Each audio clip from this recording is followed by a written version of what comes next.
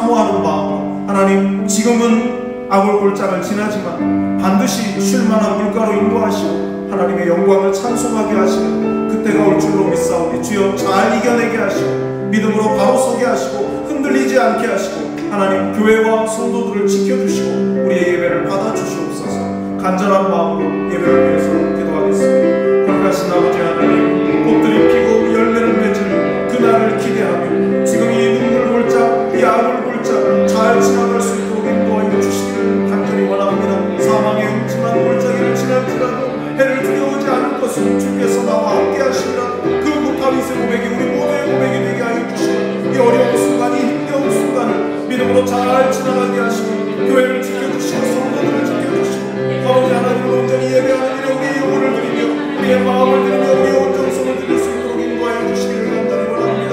오늘도 말씀하신 하나님, 우리의 영혼을 소생시키시는 하나님의 은혜를 맛보는 귀한 시간 될 수 있도록 인도하여 주시옵소서. 우리의 예배를 받아주시기를 원합니다. 주님 도와주시옵소서.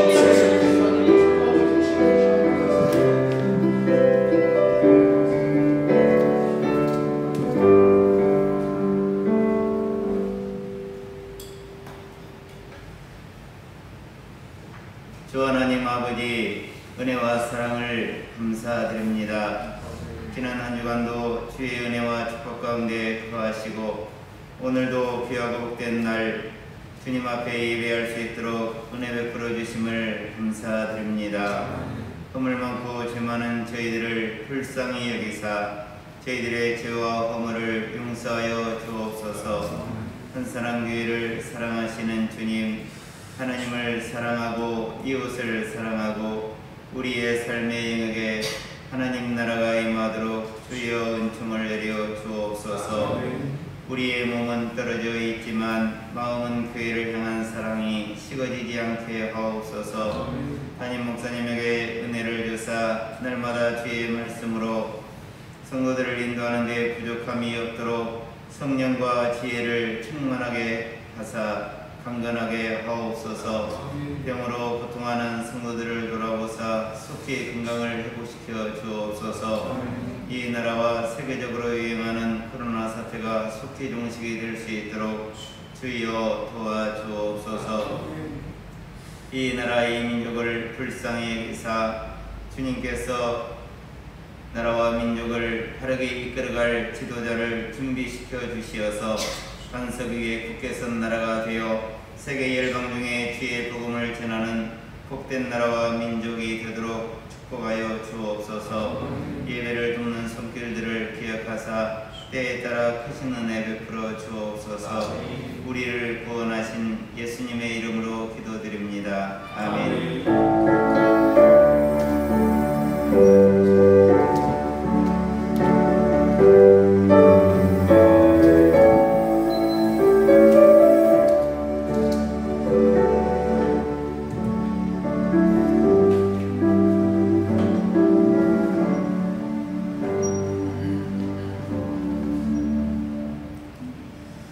교회 소식을 말씀드리겠습니다. 9월 이제 오늘이 마지막 주일인데요. 9월 한 달은 계속해서 지역사회를 위해서 기도하는 달입니다. 이런저런 소식들을 들으시고 아시고 계시겠지만 우리 교회에 가까운 곳에서 또 다른 교회에서 이 코로나 감염자가 나와서 어려움이 좀 있습니다. 그 교회를 위해서도 잊지 말고 기도하시고 이 지역사회가 하나님의 은혜 안에 머무는 곳이 될 수 있도록 기도하시기 바랍니다. 우리 교회는 이 정부의 강화된 거리두기, 사회적 거리두기 방침에 따라서 주일 예배를 비롯해서 모든 예배 그리고 기도회를 온라인으로만 진행 중에 있습니다. 하나님을 사랑하고 이웃을 사랑하는 그런 균형 잡힌 성숙한 신앙생활을 위해서 이렇게 협조하고 있으니까 여러분 모두 잊지 마시고 잘 협조해 주시면 고맙겠습니다. 한 가지 덧붙여서 말씀을 드리고 싶은 것은 이 목장 식구들 속해 있는 이제 목장 식구들이 밴드를 통해서 예배에 참여할 수 있도록 목자 또 부목자께서는 목장 식구들을 주중에도 전화 통화하시면서 확인하셨으면 좋겠습니다. 그리고 밴드에 아직 가입되지 않은 또 교우들도 계신 것 같습니다. 그래서 목자님들이 목장 식구들을 좀 한번 확인하셔서 아직 밴드에 가입되지 않으신 분들은 초청을 해서 한 분이라도 더 어려운 시기이지만 예배에 참여할 수 있도록 그렇게 협조해 주시면 좋겠습니다. 추석 연휴 기간 이제 오는 30일부터 이번 주 수요일부터 추석 연휴가 시작이 되는데요. 이 연휴 기간 중에도 온라인으로 예배와 기도회는 계속 진행되겠습니다. 그리고 목양위원회 보고사항을 아마 여러분이 보셨겠지만 3분기 정기재직회 이제 다음 주입니다. 아시다시피 온라인으로 예배하는 상황이기 때문에 3분기의 재정 보고서를 밴드에 게재하는 것으로 3분기 정기재직회는 그렇게 대체하기로 했습니다. 그래서 결산 내역을 10월 첫째 주, 그러니까 4일부터 2주 동안 밴드와 교회 복도 게시판에 게시하기로 그렇게 했습니다. 참고해 주시면 되겠습니다. 그리고 한 가지 좀 부탁드리고 싶은 것은 지금 헌금을 이제 온라인으로들 많이 하시는데 어떤 경우는 성함 없이 그냥 11조 이렇게만 보내시는 분도 계시다고 해요. 그러면 이제 누가 보낸 11조인지 알 수가 없다 보니까 약간의 좀 어려움이 있습니다. 또 어떤 분은 그냥 이름만 써서 그냥 아무개 이렇게 하시면 그냥 그거 어느 헌금인지 알 수가 없어서 또 그런 어려움이 있고요. 또 어떤 분은 또 이런 분이 계셨다고 했습니다. 그냥 한꺼번에 그날 드리는 헌금을 그냥 합산해가지고 여러 차례 하려니까 좀 불편하셔서 그런지 몰라도 그냥 한 묶음으로 그냥 주일헌금, 감사헌금, 11조, 뭐 성교헌금, 구제헌금 이런 거 그냥 한 번에 그냥 성격대로 한 번에 탁 이렇게 하시는 분도 계시대요. 근데 조금 번거로우시겠지만 그 중에서 11조는 얼마고 이걸 해서 좀 이렇게 여러 번 번거로우시겠지만 그렇게 해주시면 좋겠습니다. 4시 이전에, 주일 4시 이전에 해주시면 좋겠습니다. 그리고 지난 월요일, 지난 주일날이네요. 지난 주일날 우리 배정자 집사님, 예담 1목장에 속해 있는 배정자 집사님 모친께서 별세하셔서 교회 이름으로 조문하고 또 위로를 해드렸습니다. 여러분 잊지 마시고 기도해 주시고 혹시 모르셨던 분은 전화로 좀 위로해 주시고 이렇게 하셨으면 좋겠습니다. 지금이 대면 자체가 어려운 때이다 보니까 어떻게 보면 이런 큰일인데, 개인적으로 상당히 큰일인데 교회가 정말 잘 못 돌아보는 것 같아서 마음이 좀 안타깝습니다. 여러분 잊지 마시고 기도해 주시고 또 전화로 또 위로해 주시면 좋겠습니다. 이제 이번 주간에 추석 연휴가 시작이 되니까 좀 오늘은 인사를 좀 내리 추석은 할 수 없고 더도 말고 덜도 말고 한가위만 같으시기 바랍니다. 좀 길지만 우리 가족들과 또 함께 얼굴은 못 보지만 성도들을 축복하는 마음으로 좀 큰 소리로 했으면 좋겠습니다. 더도 말고 덜도 말고 한가위만 같으시기 바랍니다. 주님 은혜 가득한 추석 연휴 명절 되시기를 바랍니다. 오늘 우리에게 주시는 말씀은 사도행전 1장 6절부터 8절까지의 말씀입니다. 신약성경 187쪽에 있는 사도행전 6장 1절부터 죄송합니다. 사도행전 1장 6절부터 8절입니다.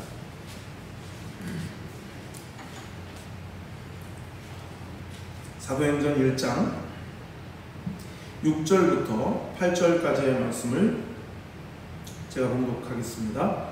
그들이 모였을 때 예수께 여쭈어 이르되 주께서 이스라엘 나라를 회복하시니 이때니까 하니 이르시되 때와 시기는 아버지께서 자기의 권한에 두셨으니 너희가 알 바 아니요 오직 성령이 너희에게 임하시면 너희가 권능을 받고 예루살렘과 온 유대와 사마리아와 땅 끝까지 이르러 내 증인이 되리라 하시니라. 아멘. 감자탕 교회로 소문났던 서울 광염교회의 조현삼 목사님께서 어딘가에서 이런 말씀을 하신 적이 있습니다. 오른손이 하는 일을 왼손이 모르게 하라 하는 그 말씀은 한 개인이 구제나 이런 선한 행동을 하고 그 행동을 자랑하지 말라는 그런 의미이지, 교회가 세상을 향해서 선한 영향을 끼치고 예수님을 드러내는 일을 하지 말라는 뜻은 아니라고 생각한다 라고 말씀하시는 것을 오래전에 들은 적이 있습니다. 그러면서 교회가 세상으로 들어가서 선한 일을 감당해야 하는 것은 바로 예수님을 전하기 위해서다 라고 말씀을 하셨습니다. 본인의 이제 경험을 말씀하신 거죠. 어느 날 운전을 하고 어디론가 가고 있는데 라디오에서 강남의 상품백화점이 무너졌다는 속보가 라디오에서 나온 거죠. 그래서 가던 길에 방향 핸들을 꺾어가지고 랜턴이랑 이런 것들을 몇 개를 사가지고 바로 그 현장으로 조현삼 목사님께서 현장으로 달려가셨던 그것이 계기가 되어서 이제 목사님이 목회하는 그 교회 안에 아예 조직을 만들었는데 그 이름이 한국기독교연합봉사단입니다. 그 이름이 새겨진 옷을 입고 재난의 현장 어디든 국내든 국외든 큰 재난을 만났다라고 하는 곳이 있으면은 언제든지 인력과 비용을 들여서 시간을 들여서 그 교회 한국기독교연합봉사단은 달려가고 있습니다. 지금도 한 교회가 그렇게 사역을 하면서 그 개인 그 교회의 이름으로 하는 것이 아니라 한국교회 전체의 이름으로 그렇게 하는 것은 바로 그 지도자가 한국교회를 얼마나 사랑하는가, 그리고 오직 예수님만을 전하고 싶어하는 그 의지가 그분에게 있기 때문이라고 생각을 합니다. 한 교회, 조그만한 교회당 건물도 없어서 상가 안에 있던 교회 간판보다 감자탕집 간판이 훨씬 커서 사람들이 교회 이름은 모르는데 감자탕집 2층에 있는 교회라 해서 감자탕교회라고 이렇게 불려지게 됐던 그 교회가 한국기독교연합봉사단이라는 이름으로 지금도 전 세계를 누비면서 온 성도들이 그런 수고를 해주고 있습니다. 한국교회를 대표해서 말이죠. 코로나19의 상황이 계속되면서 교회에 대한 세상의 시선은 점점 따가워지고 있습니다. 교회에 대한 미움과 반감이 요즘 같았던 때가 있었던가 싶을 정도입니다. 이런 현실을 교회는 이 교회의 존재 목적과 관련해서 생각할 수 있어야 합니다. 교회가 이 땅에 존재하는 이유가 무엇입니까? 복음을 전하기 위해서죠. 그걸 제가 신학교 다닐 때만 해도 전도와 선교로 그렇게 나누었었습니다. 같은 지역, 같은 언어, 같은 문화권에다 복음을 전하면 전도이고, 다른 문화, 다른 언어, 다른 지역에 가서 복음을 전하면 선교다. 이렇게 아주 단답식으로 간단하게 선교에 대해서, 전도에 대해서 배웠던 기억이 있습니다. 그러나 이제는 그런 식으로 구분하지 않습니다. 이미 인터넷을 통해서 전 세계 모든 지역이 다 서로 소통하고 있는, 모든 경계가 다 허물어진 그런 상태이기 때문에 최근 몇 년간 한국교회의 중요한 화두 가운데 하나는 선교적 교회, 미셔널 처치였습니다. 한마디로 선교적 교회는 교회가 존재하는 방식 자체가 선교적이어야 한다라고 정리해 볼 수 있습니다. 모든 사역과 그 교회가 추구하는 가치가 선교이고, 그것은 과거의 전도와 선교를 구분하던 것과는 좀 많이 다릅니다. 삼위일체 하나님께서 세상과 소통하는 것이 선교인데, 그 선교의 다리를 놓는 것이, 그 역할이 바로 교회다 하는 거죠. 교회가 하나 되어야 하는 목적은 세상과 소통하기 위해서이고, 하나가 된 교회가 세상 속으로 깊이 들어가는 것이 바로 선교다 하는 관점이 선교적 교회의 가치입니다. 한국교회에서 선교적 교회의 개념이 소개되기도 전에 이미 그 서울 광염교회, 그 감자탕교회 같은 그런 사역을 하는 교회들이 꽤 있었습니다. 띠를 두르고 무언가를 나눠주면서 거리에서 교회를 알리던 그런 방식의 전도를 했던 교회들도 많이 있었습니다. 얼마 전까지 많이 있었습니다. 하지만 앞으로는 쉽지 않을 것 같습니다. 그렇게 하는 것이 옳으냐 그르냐의 문제가 아닙니다. 본질의 문제에 접근해서 생각해 볼 시점이 이제 된 거죠. 아니, 어쩌면 그렇게 생각하는 것이 많이 늦었는지도 모르겠습니다. 복음을 전하는 것이 본질입니다.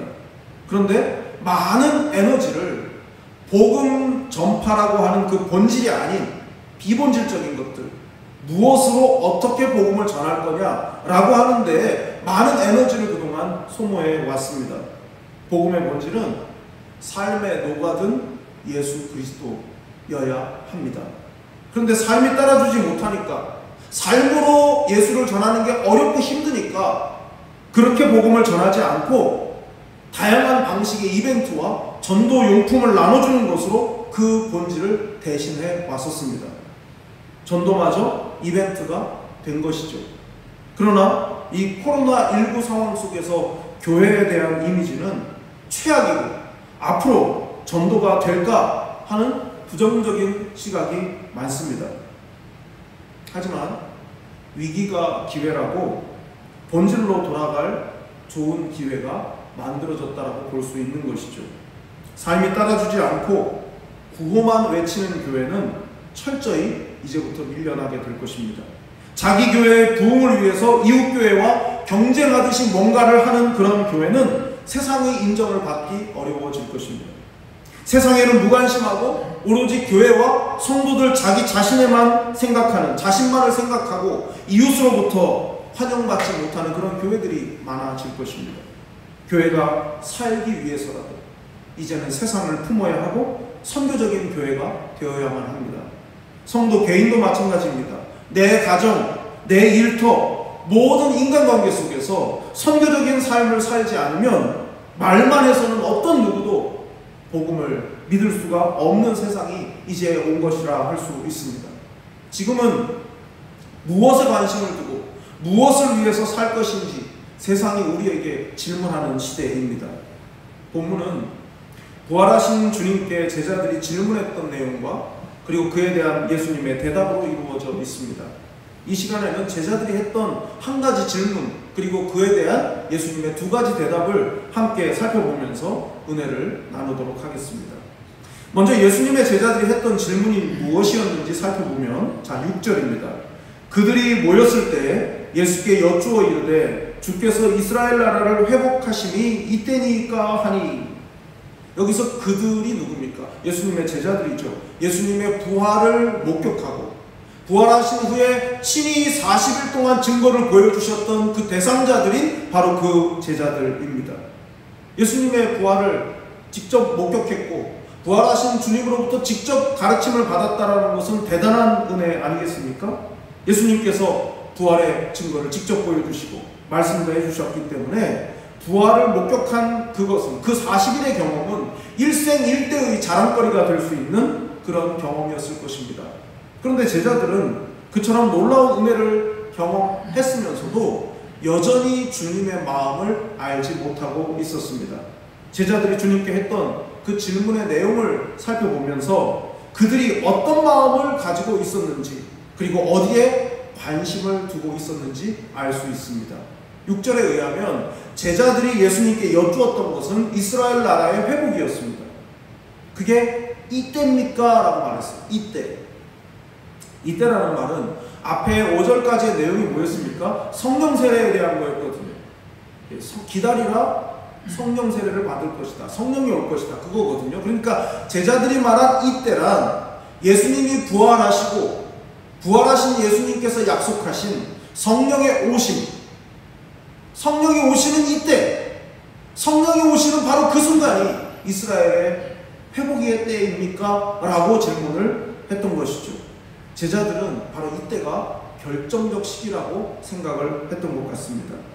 죽음을 깨뜨리시고 부활하신, 비록 수치스러운 죽음을 당하셨지만 보란듯이 다시 살아나신 그 예수 그리스도, 그 부활의 주님, 그 주님께서 바로 약속하신 그 성령님이 오시는 바로 이때야말로 하나님께서 이스라엘 나라를 로마의 압제로부터 회복시켜 주실 바로 그때인가 라고 하는 것이 제자들의 생각이었습니다.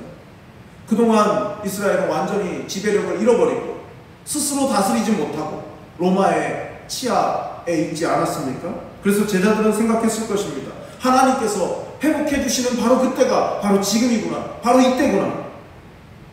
제자들이 그렇게 생각할 수 있었던 그 근거는 구약 성경을 통해서 찾아볼 수가 있습니다. 선지서, 특히 이사야서를 통해서 보면 하나님께 범죄하고 열방에 의해서 수치를 당하고 징계를 받았지만 회복될 것에 대한 예언이 있지 않습니까?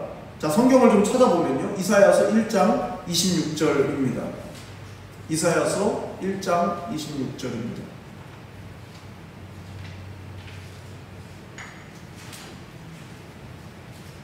이사야서 1장 26절 내가 네 재판관들을 처음과 같이 내 모사들을 본래와 같이 회복할 것이라. 그리한 후에야 네가 의의 성읍이라 신실한 고울이라 불리리라 하셨나니. 그렇게 회복된 날을 2장 12절 이사야서 2장 12절을 보면 저 만군의 여호와의 날이 모든 교만한 자와 거만한 자와 자고한 자에게 임하리니 그들이 낮아지리라. 여호와의 날에 대해서 말씀합니다. 회복의 날. 이 여호와의 날은 어떤 날입니까? 하나님의 백성들에게는 회복의 날이죠.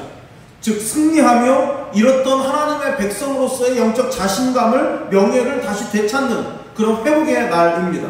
그러나 반면에 이스라엘을 괴롭혔던 사람들에게는 어떤 날이 되겠습니까? 열방을 향해서는 하나님의 심판과 징벌의 날, 그런 날이 되는 것이죠. 그러니까 제자들이 이스라엘 나라를 회복하시니 이때니까 라고 말한 것은 바로 그 회복의 날, 여호와의 날. 그러나 열방을 향해서는 심판과 징벌의 날이 될 바로 그 여호와의 날이겠는가 라고 하는 이사야서의 말씀에 근거해서 예수님께 질문했던 것이죠.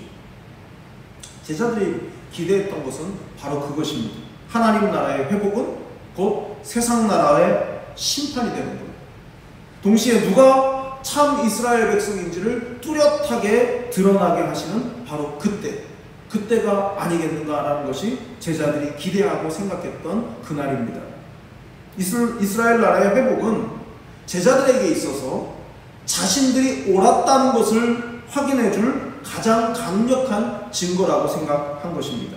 제자들이 생각할 때 지금이야말로 바로 그때라는 거죠. 예수님께서 부활하셨고 또 예수님의 부활을 목격한 것을 강력한 무기로 삼아서 모든 대적을 한 번에 넘어뜨리겠다는 것이 제자들의 생각이었습니다. 하지만 그런 제자들에 대한 예수님의 대답은 달랐습니다. 예수님의 생각은 달랐죠. 하나님께서 우리에게 주시는 은혜는 우리가 옳다는 것을 증명하라고 주시는 보증서가 아닙니다. 하나님께서 특별한 은혜를 주실 때가 있죠. 글자 그대로 하나님의 은혜이지 우리의 공로는 아니지 않습니까? 그러면 그것은 은혜 그대로여야지 우리의 다른 의도가 거기에 더해지면 안 되는 것 아닙니까? 다른 사람과 나를 구분짓거나 아니면 우월하게 만드는 근거로 하나님의 은혜를 내세울 수는 없습니다. 왜 아이가 이번에 꼭 대학에 합격을 해야 됩니까? 왜 좋은 대학, 원하는 학교에 왜 합격해야 합니까? 내가 하나님께 복 받을 만하다는 것을 세상에 보여주기 위해서입니까? 혹 사람들에게 하나님께서 나를 특별하게 사랑하신다는 걸 보여주고 싶은 마음에 그래서 하나님 이것은 꼭 이루어 주셔야 합니다 라고 기도하신 적 혹시 없으십니까? 하나님의 은혜는 우리의 남다름을 보여주는 도구가 결코 아닙니다. 내 실력을 보여주고 내 잘남을 자랑하기 위한 도구가 결코 아니라는 것이죠. 한국교회가 비난을 받는 이유 중 하나는 신앙을 세력화하고 권력화하려는 태도 때문입니다. 은혜는 권력이 될 수 없습니다. 하나님의 은혜는 우리의 목표를 이루기 위한 어떤 장치이거나 힘이 되어서도 안 됩니다. 성도 개인에게 있어서도 마찬가지죠. 내가 하나님께 받은 특별한 은혜는 다른 사람이 잘못하고 있다는 주장을 뒷받침하는 도구가 결코 아닙니다. 기도를 많이 하면 할수록 말이 적어져야 합니다. 성경을 많이 읽을수록 겸손해져야 됩니다. 내가 정말 은혜 받은 사람이 맞으면 하나님의 사람 앞에서 겸손해지는 것은 당연한 일이 아니겠습니까? 여러분은 어떠십니까? 하나님께 어떤 남다른 은혜를 입으셨습니까? 혹 그 받은 바 은혜로 여러분을 포장하지는 않으셨습니까? 하나님께서 여러분에게 은혜를 주신 이유가 무엇이라고 생각하십니까? 은혜는 우리가 틀리지 않았음을 보여주는 보증이 아니라 하나님께서 우리가 별 볼 일 없음에도 불구하고 여전히 우리를 사랑하신다는 사랑의 보증입니다. 우리 일생의 첫날부터 지금까지 하나님의 은혜가 부어지고 있다면 그만큼 하나님께서 우리를 사랑하시는 거라는 걸 기억하시기를 진심으로 바랍니다. 더욱 그 은혜를 누리면 누릴수록 더 겸손으로 허리를 동이시는 여러분들이 되시기를 바랍니다. 때에 관한 질문을 한 제자들에게 주셨던 예수님의 대답은 매우 간단했습니다. 자, 7절입니다. 이르시되 때와 시기는 아버지께서 자기의 권한에 주셨으니 너희가 알 바 아니요. 예수님답지 않은 아주 차가운 대답입니다. 너희가 알 바 아니요. 요즘 말로 하면 신경 꺼 아니겠습니까? 그 이유가 무엇입니까? 때와 시기는 아버지의 권한이기 때문에 너희는 거기에 신경 쓸 일이 없다라고 말씀하신 겁니다. 그 때를 정하시는 분, 그분이 하나님, 창조주 하나님이시기 때문에 너희는 상관하지 말라는 뜻입니다. 하나님의 고유 영역이기 때문에 거기에 대해서 관심을 가질 필요도 별로 없고 상관할 권한을 주신 일은 더더욱 없다는 뜻입니다. 믿음을 가지고 산다는 것은 하나님께서 행하시는 일을 신뢰한다는 뜻입니다. 이 말을 다른 말로 바꾸면 하나님의 고유 영역에 관해서는 마땅히 우리가 품어야 할 생각 이상의 생각을 하지 않는 것을 의미합니다. 사실 우리가 하나님께서 알려주시지 않은 일들을 알고 싶어하는 경우가 많지 않습니까? 하나님께서 알려주지 않으신 것을 억지로 알려고 힘쓰는 것이 무엇입니까? 그것이 우상숭배죠. 미신입니다. 한번 생각해 보십시오. 사람들이 무속인을, 무당을 찾아가는 이유가 뭡니까? 하나님께서 우리의 권한 밖에 두신 일들에 대해서 어떤 영향력을 행사하고 싶어서 찾아가는 겁니다. 미리 알아보려고 하는 것, 그 대비책을 세우려고 하는 것 아니겠습니까? 하나님을 신뢰한다면 하나님이 알아서 해주실 거야. 하나님께서 안 알려주신 데에는 이유가 있을 거야. 하나님이 알아서 하시겠지가 믿음인데 안 알려주신 것을 억지로 알아내려고 어떤 힘이 있거나 어떤 식견이 있는 사람을 찾아가는 것이 바로 믿음이 없는 것 아니겠습니까? 우상숭배는 하나님의 고유 영역인 너희가 알 바 아니요 라고 하는 것에 대해서 관심을 갖기 시작하는 것으로부터 시작됩니다. 하나님을 섬기는 것과 우상을 숭배하는 것의 차이가 무엇입니까?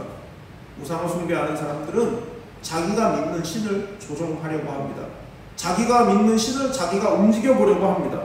자기 마음대로 그 신을 움직일 수 있다고 생각하는 것이죠.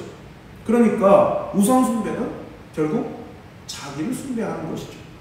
신의 영역을 인정하는 것이 아니라 자신의 영역에 신을 끌고 들어오려고 하는 것이 우상 숭배입니다. 그래서 우상 숭배는 불신앙이죠. 너희의 알 바 아니요라는 말씀은 하나님의 고유 영역에 관한 그 어떤 관심도 갖지 말라는 뜻입니다. 인간이 얼마나 교만한지 모릅니다. 바로 이 알 바 아니요에 대해서 그래도 내가 조금은 안다라고 하고 싶어 하는 것이 인간입니다. 그렇게 등장한 사람들이 다 이단 아니겠습니까? 때와 시기는 아버지께서 자기의 권한에 두셨다라고 했으면 거기서 딱 멈출 수 있어야 믿음인데 속으로 생각합니다. 그래도 나는 조금이라도 더 안다라고 사람들 앞에 말하고 싶은 것입니다. 그래서 선을 넘죠. 예를 들면 이런 겁니다. 제가 목사이니까 다른 교우님들보다는 내가 조금이라도 더 알아야 된다라고 하는 생각을 합니다. 그래서 열심히 공부하고 연구하고 더 책을 찾아 읽어보고 더 계속해서 끊임없이 수고합니다. 그럼 그거 좋은 거겠죠. 그런데 성경을 뛰어넘으면서까지 주님께서 하시지 않은 것까지를 말하기 시작한다면 내가 목사니까 성도들보다 많이 아는 척을 해야 된다라고 생각해서 주님이 말씀하시지도 않은 것까지 내가 말하기 시작한다면 그것이 얼마나 위험한 일이겠습니까? 연약한 인간은 신앙적으로도 내가 누군가보다는 내가 믿음이 좀 더 우월하다. 내가 영적으로 내가 누군가보다는 내가 좀 더 뛰어나다. 라고 하는 그런 영적인 우월감을 가지고 싶어 합니다. 목회자가 바로 그 유혹에 넘어지기 쉬운 사람들이죠.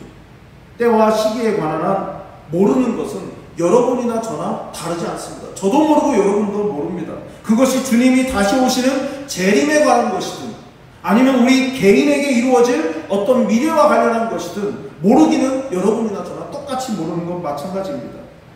그러나 그때를 몰라도 오늘을 마지막 날인 것처럼 주님 앞에 살 수 있으면 그거면 되는 것 아니겠습니까?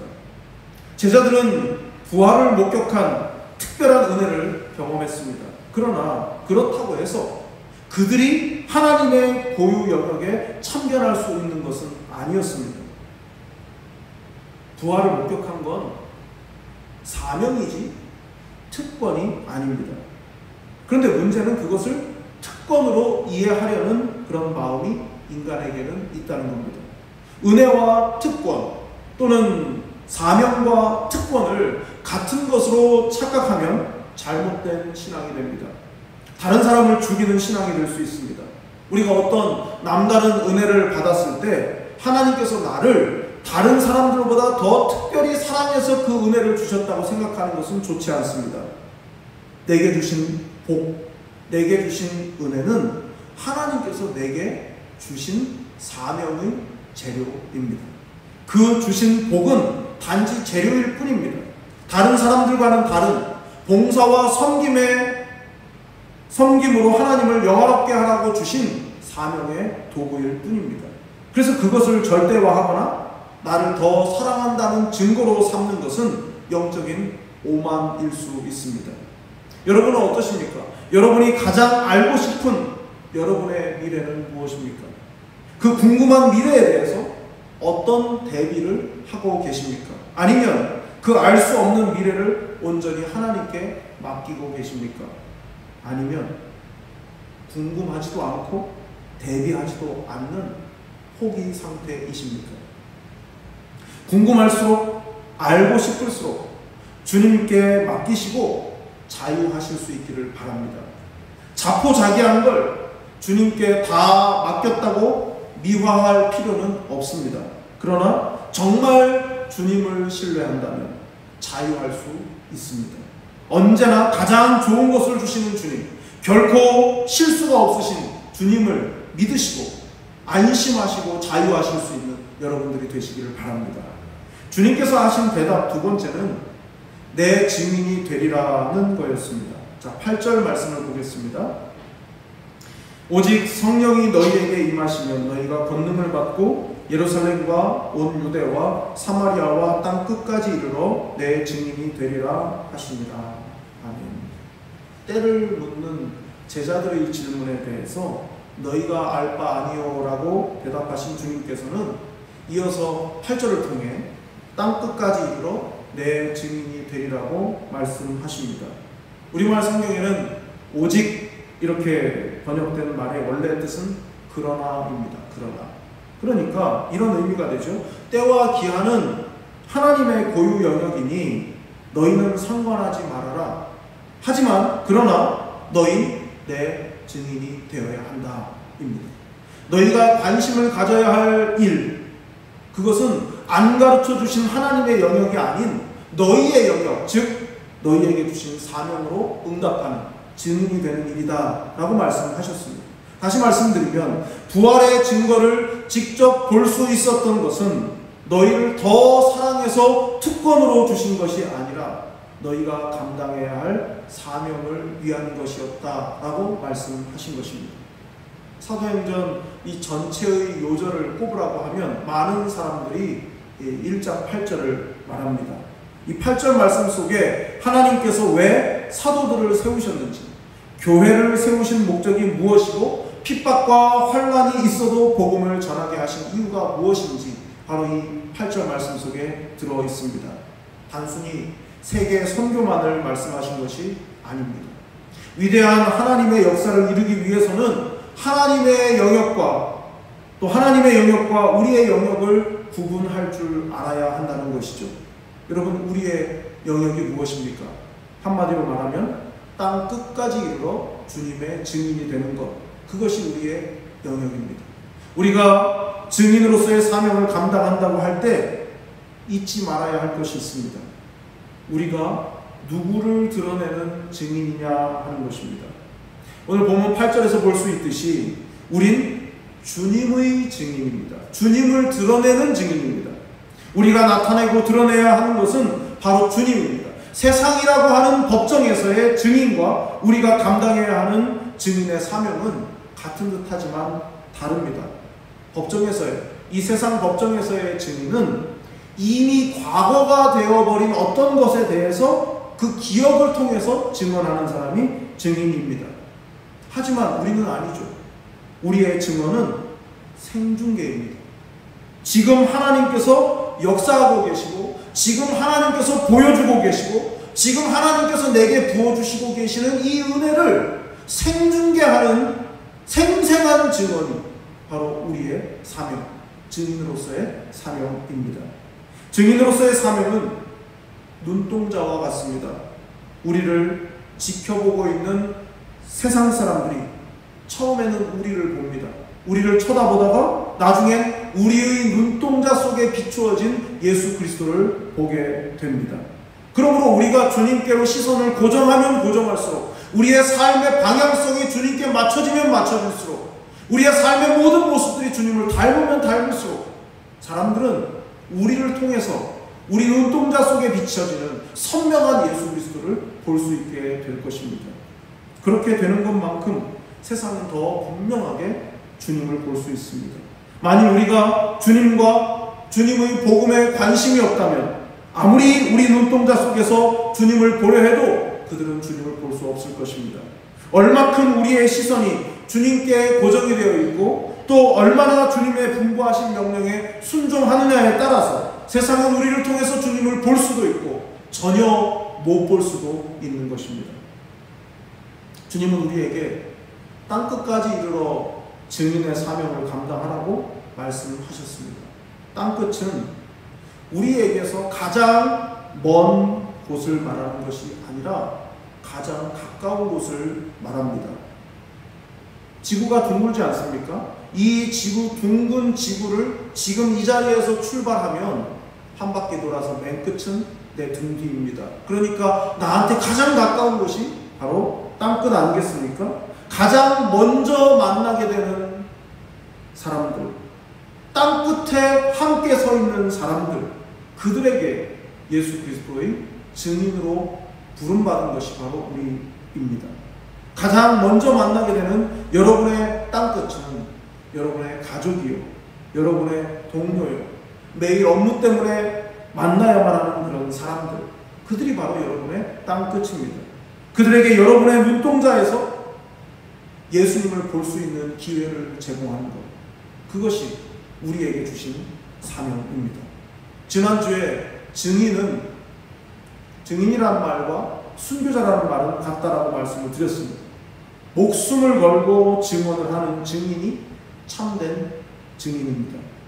여러분의 땅끝인 사람들이 예수님을 볼 수 있도록 하기 위해서 여러분이 죽어야 합니다. 내가 먼저 죽어야 합니다. 내 자존심이 죽어야 하고 내 욕심이 죽어야 합니다.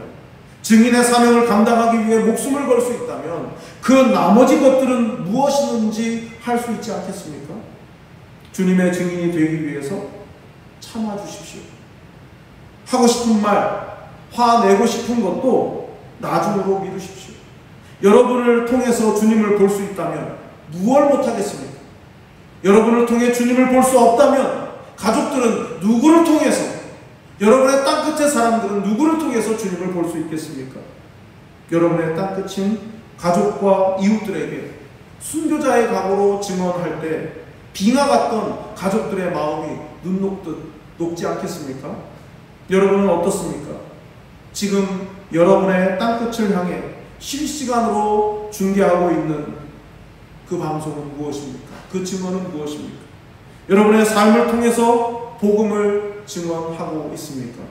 여러분의 가족들이 여러분을 통해서 만나는 예수님은 어떤 예수님입니까? 사랑하는 교우 여러분, 사도행전의 역사는 예루살렘의 우뚝 선 웅장한 뾰족한 예배당의 그 위협을 통해서 이루어지지 않았습니다. 초라하고 미미해 보이는 소수의 증인들을 통해서 사도행전의 위대한 역사가 이루어졌습니다. 우리가 무슨 대단한 힘을 가져야 증인이 되는 것이 결코 아닙니다. 세상의 성공과 업적을 통해서 사람들을 주목하게 만들고 그렇게 해서 주님을 전할 수 있다고 생각하는 것은 착각입니다. 우린 처음부터 끝까지 예수님의 증인이 되어야 합니다. 우리의 법정인 세상 속에서 주님의 행하심과 주님의 가르치심을 그대로 나타내는 땅끝의 증인으로 살아야 할 것입니다. 누군가 우리 때문에 예수님이 생각난다면 그것이 증인의 삶이고 땅끝에 선 작은 예수의 삶인 줄 믿습니다. 여러분 모두 예수님의 증인이 되시기를 바랍니다. 한사랑교회가 세상 속으로 들어가 예수를 보여주는 선교적인 교회, 선교적인 공동체가 되기를 간절한 마음으로 축원합니다. 기도하겠습니다. 살아계신 아버지 하나님, 우리는 참으로 연약해서 증인이라고 하는 사명을 가졌고 받았으나 그러나 그것을 잊어버린 채 세상하고 너무나 닮은 모습으로 살 때가 너무나 많습니다. 마치 말만 잘하면 한 사람 예수 믿는 것은 어렵지 않은 일인 것처럼 착각하고 말을 그럴듯하게 하며 나를 포장하는 것으로 누군가를 전도할 수 있다고 생각해 왔습니다. 그러나 전도는 말이 아니라 삶이기에 세상 속으로 들어가 세상과 소통하며 세상이 하나님을 볼 수 있도록 나의 눈동자 속에 담겨진 예수를 보여주는 것이 바로 전도라는 사실을 기억하며 땅끝까지 이르러 내 증인이 되리라 말씀하신 그 말씀에 순종하며 또 그 말씀을 이루어가는 우리의 삶, 또 우리 교회가 될 수 있도록 도와주시옵소서. 사랑이 많으신 예수님의 이름으로 기도드리옵나이다. 아멘.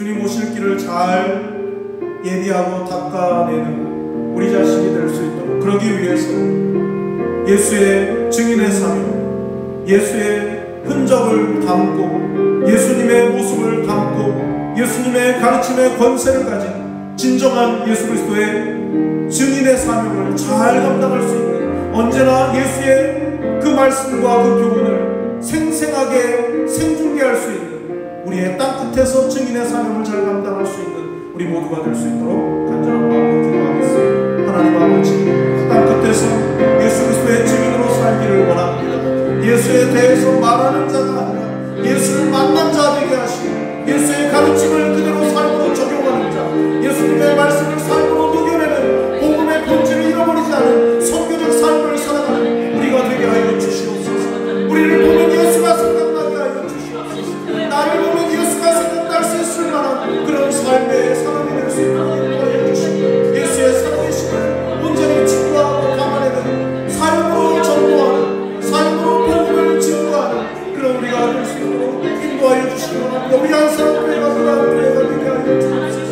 예수의 복음을 담아내는 교회가 되게 하시고 예수의 삶을 담아내는 삶을 사는 성도로 가득한 우리 한 사람 교회가 되었습니다. 아버지, 우리 한 사람 교회를 보면 예수가 생각나게 하시고 성도를 바라보면 예수가 생각나게 하시고 그런 교회가 될 수 있도록 인도하여 주시고 주님 은혜를 베풀어 주시옵소서. 살아계신 아버지 하나님, 때가 흉흉하고 때가 너무나 힘겹고 때가 너무나 어렵습니다. 바로 이러한 때가 오직 예수 그리스도만이 세상의 유일한 소망임을 드러내야 할 결정적 시기인 줄 믿사오니 아버지, 우리의 삶에, 우리의 마음에, 우리의 삶의 모든 행적 도처에 예수 그리스도의 흔적이 담겨지는 인생을 살 수 있도록 도와주시옵소서. 복음을 어떻게 전할까의 방식의 문제가 아니라 복음이 무엇인지를 우리의 삶으로 온전히 녹여내는 선교적 삶을 살게 하여 주시고 우리를 보면 예수가 생각나는, 우리 한 사람 교회를 보면 예수가 생각나는 그러한 삶이요 그러한 교회가 될 수 있도록 우리를 변화시켜 주시고 우리를 성령으로 충만하게 하여 주시옵소서. 아버지, 증인의 사명 잘 감당하는 우리 모두가 될 수 있도록 인도하여 주시옵소서.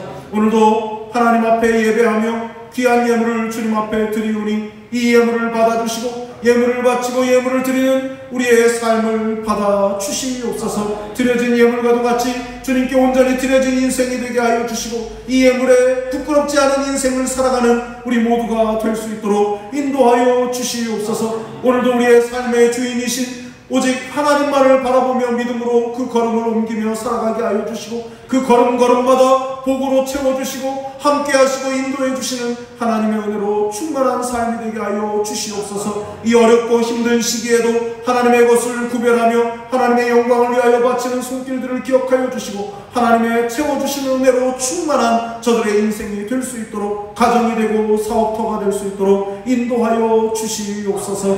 아버지 하나님, 함께 모여서 예배해야 하지만 그럴 수 없어서 정말 마음이 괴롭고 심령이 답답한 영혼들에게 하나님께서 위로를 더하여 주시고 성령의 충만함으로 함께하여 주시옵소서. 간절히 바라옵고나옵기는 가족들과 멀리 떨어져 생활하고 있는 형제 자매들 임마누엘 되신 하나님께서 날마다 지키시고 보호하시고 돌보아 주시옵소서. 육신의 질병 때문에, 마음의 병 때문에 고통하며 아파하며 어려운 시간을 보내는 모든 이들에게 은혜를 베풀어 주시고 치료의 하나님, 회복의 하나님, 기적의 하나님을 경험할 수 있도록 은혜를 베풀어 주시옵소서. 또한 간절히 바라옵고나옵기는 우리의 어린 자녀들, 학생들, 청년들을 기억하여 주시옵시고 이 어렵고 혼란스러운 시기에도 믿음의 가치관, 말씀의 가치관으로 잘 살아가게 하시며 하나님 나라와 세상 나라의 기둥 같은 일꾼으로 잘 준비될 수 있도록 인도하여 주시옵소서. 코로나19로 인하여 이런저런 두려움과 또 경제적인 어려움과 또 삶의 피곤함에 지쳐있는 모든 성도들을 주님 위로하여 주시고 소망의 하나님, 그 하나님께서 기쁨과 또 소망으로 충만하게 하실 것을 기대하며 믿음으로 잘 이겨나갈 수 있는 힘을 더하여 주시옵소서. 간절히 바라옵기는 이번 한 주간, 특별히 추석 명절이 끼어있는 이번 한 주간도 하나님의 돌보심과 인도하심 아래 머물게 하여 주시고 어디에 있든 하나님의 크신 영광을 찬송하며 하나님의 보호하시는 은혜를 누리게 하여 주시옵소서. 주님께서 날마다 우리와 동행하여 주시옵소서. 우리 주 예수 그리스도의 은혜와 하나님 아버지의 크고 놀라우신 사랑과 성령의 교통하심이 오늘도 변함없는 하나님의 사랑을 힘입고 그 은혜를 힘입고 어디에서나 예수 그리스도의 증인으로서의 삶을 살기를 다짐하고 소망하는 사랑하는 우리 한사람교회 모든 성도들과 그 가족들과 행하는 모든 일들 위에, 교회 위에, 이 나라의 민족과 온 세계 위에 영원토록 함께 있을지어다. 아멘.